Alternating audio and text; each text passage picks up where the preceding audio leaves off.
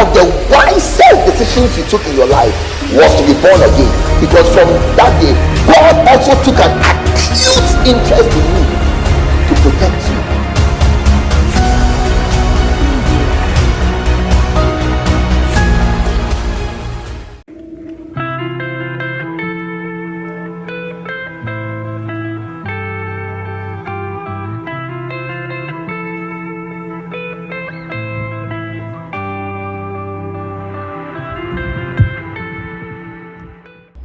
Hello, lovely viewers.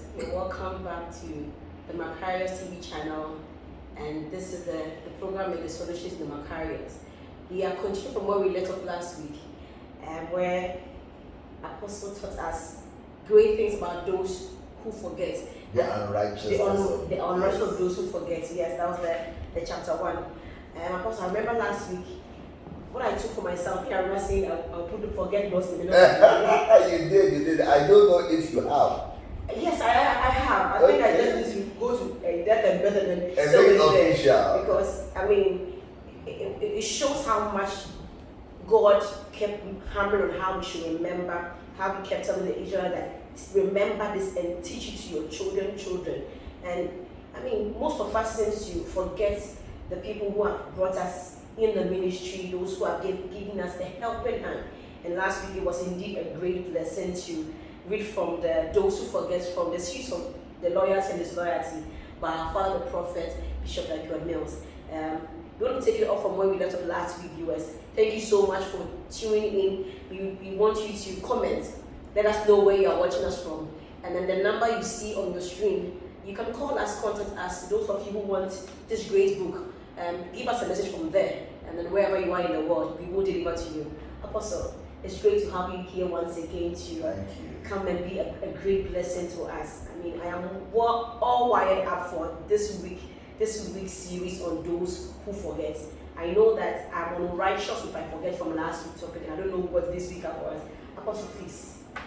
Let me take that from this book. But first of all, I would like to thank the viewers for logging in and for being a part of this show. We do not take it for granted that you take time off, you make the effort, to share. I understand some of you share with your pastor colleagues, you comment, you give feedback, and we are grateful for all that.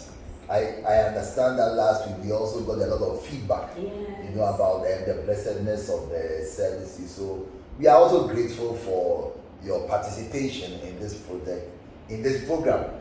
God bless you. God bless. I want to consider maybe let's start off from chapter 9. We just have a few points to go. We didn't take it too well. They say that unrighteous people, chapter 9. Sorry, point number 9. Unrighteous people live in the land of forgetfulness, which is a place of death. Wow. And Bishop Dark, he was most quote from Psalm 88, verse 10, where it says that, will thou show wonders to the dead? Shall the dead arise and praise thee? Shall thy loving kindness be declared in the grave, or thy faithfulness in destruction? Shall thy wonder be known in the dark, and thy righteousness in the land of the forgetful?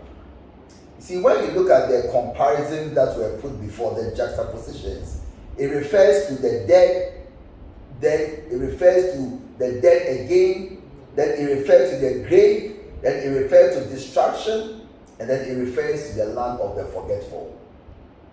So it tells you that people who are forgetful behave like the dead. People who are forgetful are in destruction or about to be destroyed. People who are forgetful are akin to those in the grave, because those are the comparisons that are made.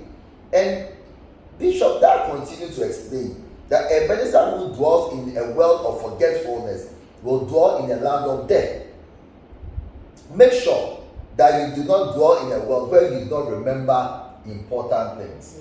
People who have helped you, people who have loved you, people who have set you up, people who have given you a helping hand, people who gave you a recommendation, people who favored you, people who chose you, people who promoted you. You should not forget them. Otherwise, you'll be in the land of the dead. How can that be, and how is this comparison accurate? Whenever somebody is identified as somebody who does not forget, Nobody likes to relate to their person. Nobody likes to promote an ungrateful person, because you sort of know that this person will never appreciate it and will never recognize it and will therefore not show gratitude. The next thing that happens is the person will become distracted, because he cannot see, he does not know, he does not recognize how he even came to be where he is. And from then, you see that he begins to behave in an uncontrolled and distracting manner, and you wonder that, but doesn't he understand what he's doing? If you cast your mind back to anyone you know who seems to have forgotten important people, that's an easy one. You see that after a while, the person's life is destroyed. I remember a church like that where the assistant pastor didn't recognize that it is because of his head pastor or the founder of that ministry that he had any kind of importance. So he rebelled against the head of the church and left. Cut a long story short, after about 30 years of wandering in the wilderness, he now tried to come and reconcile with his head pastor and city. About 30 years. Now the new pastors who are ready said, no, we don't agree. First of all, he said he had gone into the land of distraction. His whole life and ministry is destroyed, while the life and ministry of his head pastor that he left has flourished and blossomed into a worldwide ministry. Suddenly, such a minister is now at the mercy of people, some of whom may not even have been born again at the time that he was there, because no one, see, and the junior pastors were saying that we don't know this guy, and the stories we heard about him were all negative. So why are we receiving him back? So suddenly, like you say, no one wants to relate with such a person in the same way as no one wants to relate with a dead person. You are in the grave, stay in the grave. You are forgetful, stay in the grave with those who also forget. So that's how come it becomes a dangerous thing. You see, and then you tie it to offense.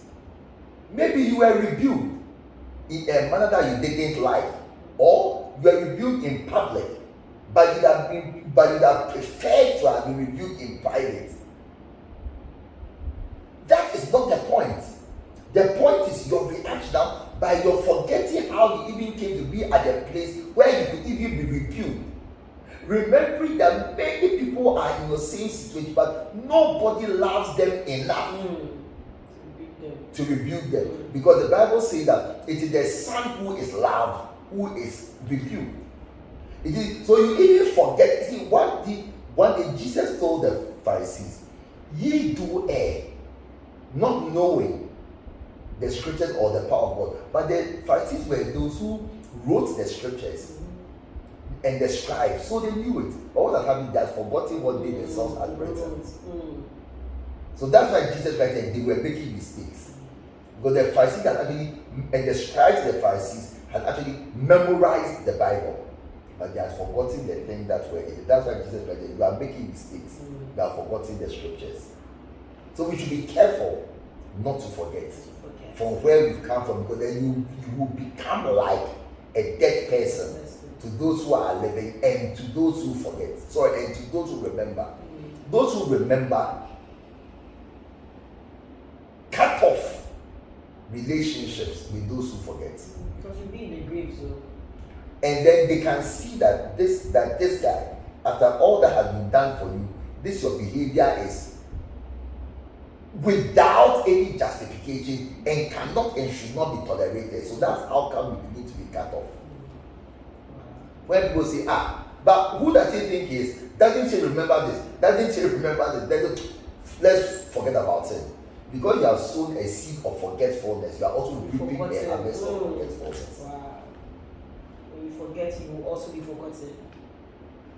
I mean, I don't know what to say. I mean, because as you said, that you will die, and then you will perish, and then I mean, you be the land of forgetfulness. The land of forgetfulness, and it's a sad thing not to be remembered.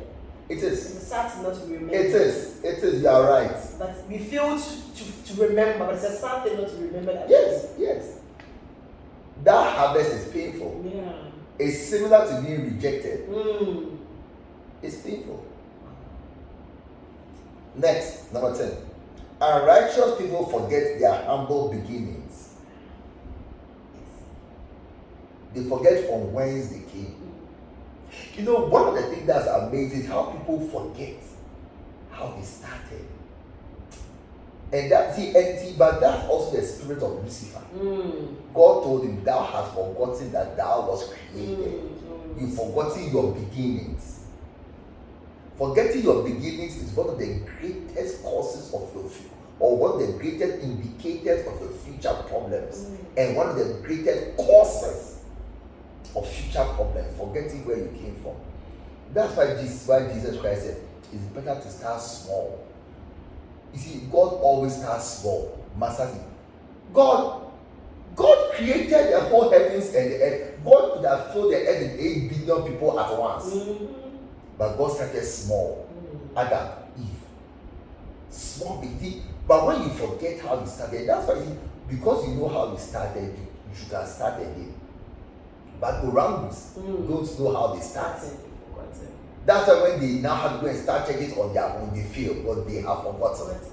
And that seed of forgetfulness that made them leave is the habit they reap by forgetting how they. That's why one guy who had forgotten how he had pastored the church now needed to go against everything he knew, and his church failed abysmally because he had forgotten that he became a bishop by these methods. So now that he had to stand on his own, he was now denied the blessing of doing the same thing. That, you see, let me tell you something. God says that the one who cannot forgive